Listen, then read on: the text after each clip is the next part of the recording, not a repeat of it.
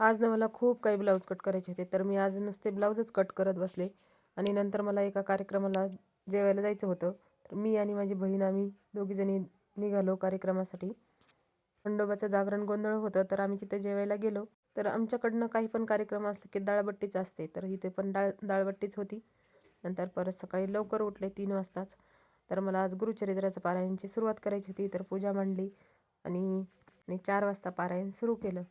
7 दिवस अशीच रुटीन चालणार आहे. तर मला 2 ते 3 तास लागतात वाचायला. मी केंद्रात काही जात नाही, माझं काही जाणं होत नाही. त्यासाठी मी घरीच करत असते. मला खूप आवड आहे देवाची. करायला काही जास्त वेळ भेटत नाही. त्यातूनच थोडा वेळ काढून पूजा पाठ करत असते. तर असं माझं दिवसभर चालतं. बांगड्या भरणं, हे करणं. संध्याकाळी मी शिरा नैवेद्यासाठी केला आणि देवाला दाखवला. नंतर परत सकाळी आज रोज सकाळी लाईट जाते, तर आज अंधारातच बॅटरी लावून पारायण केलं. नंतर आरती केली. भेटूया नेक्स्ट व्हिडिओमध्ये.